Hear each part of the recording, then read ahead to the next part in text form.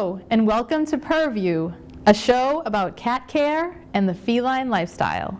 I'm feline aficionada Tanya Evans, and I've been taking care of people's cats for over 15 years, along with my cat family members over the years and cats that I've fostered or rescued.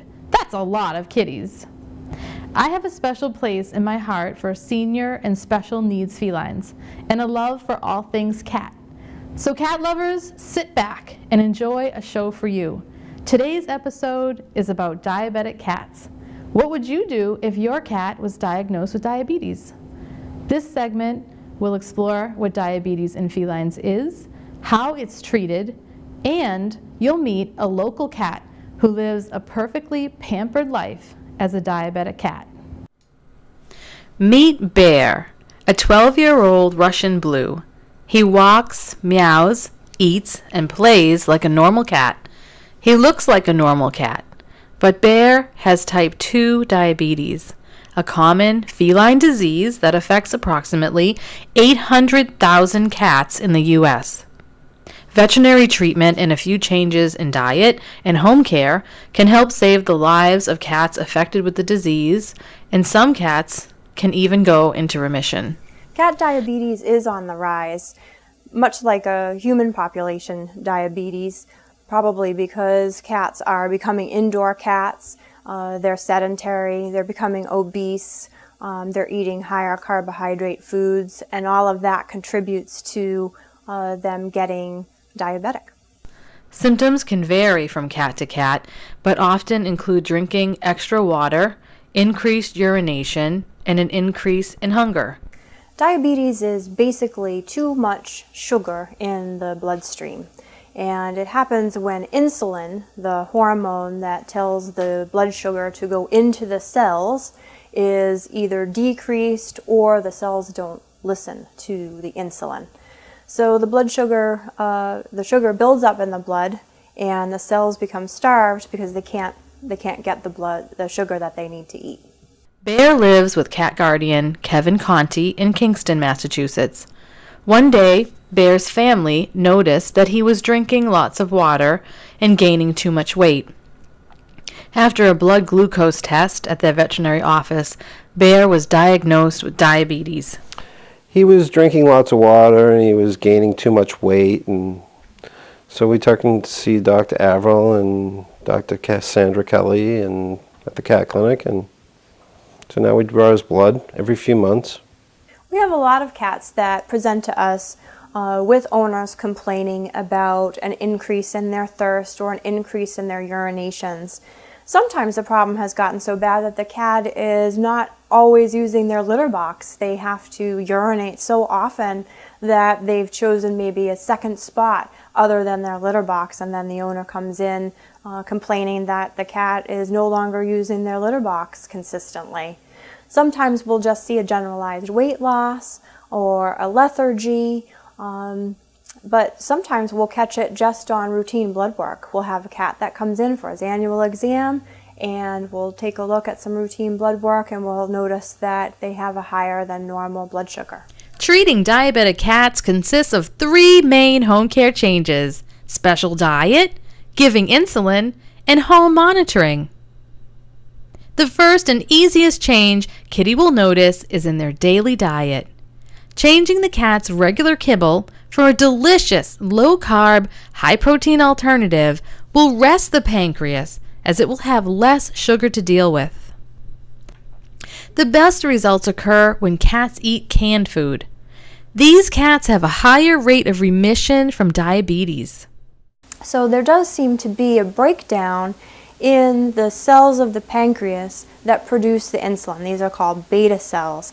And if we rest those cells by giving the cat some insulin, we usually can get those cells to come back to life and start producing insulin again. Once trained, giving insulin is very easy, and most cats accept the insulin with no problem, and they soon realize that it makes them feel better. Once I explained to a client that giving the cat an injection sometimes is easier than giving them a pill, sometimes they relax about it. If the needle phobia isn't too great, then oftentimes we can get them to see how small the needle is, see how small a dose of insulin they'll actually be required to give to the cat, and hopefully we're not going to need to do this too long. Sometimes we can do this for a couple of months, get the cat into remission, they're no longer in need of insulin. So if we can catch the diabetes early, we notice that they have a sign or symptom, or we're catching it on routine blood work, and we can make the changes in the diet, get them on a very high protein food, a very low carbohydrate diet, and start the insulin. It starts the process of resting the pancreas, and oftentimes the pancreas will come back and start to produce insulin again for the cat. The cells will become susceptible to insulin again, and we will basically treat the symptoms of diabetes. In my practice, I try to use a long-acting insulin. In cats, one of the hardest parts of insulins are they tend to go through them very quickly. So instead of them lasting 12 hours, they only last 4 or 6 hours, which makes it hard to rest the pancreas. What we want to do is give the body insulin all day long so the pancreas doesn't have to do anything for the whole day. So in my practice, if I can get the owner to make the change to the higher protein food and start the insulin, a lot of times we'll increase insulin as we get to the right dose over maybe a month or two. And then oftentimes we'll start to quickly decrease the insulin. We'll almost be giving too much insulin, and so the cat will need a decreased dose over a couple of months. So usually within 6 months, if we catch it early, if the owners are compliant, and if it's the right cat, we can get the insulin needs under control, and we get them off insulin and manage them with diet alone.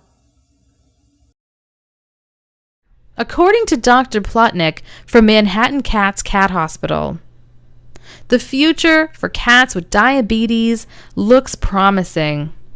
Diabetic cat food, new types of insulin, home monitoring devices make managing diabetes in cats easier for owners and help diabetic cats live long lives. Say hi to the people out there.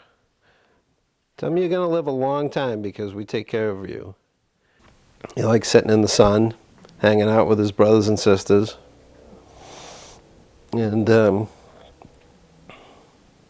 staying warm.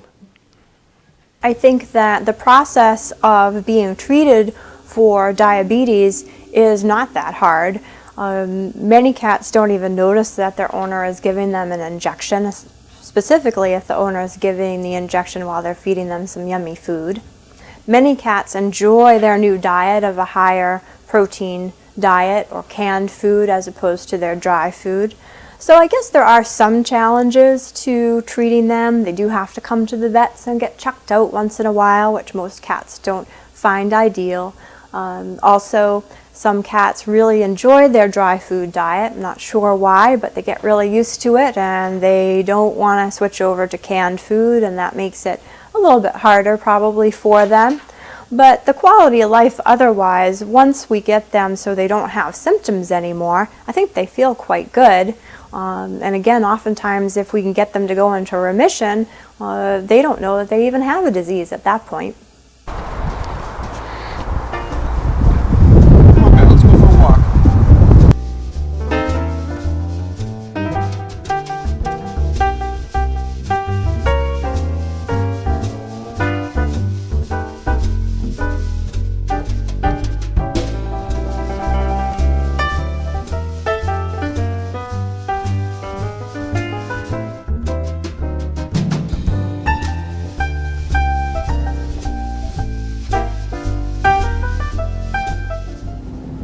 Diabetes in cats is a treatable illness, not a death sentence.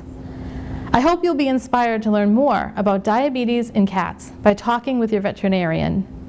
They are your best resource, and they're ready to equip you in your time of need. With immediate medical care, a change in diet, and good home care from you, your diabetic cat can live a long time as a pampered feline too. Thank you for watching Purview. For more information about cat care and the feline lifestyle, go to purview.com.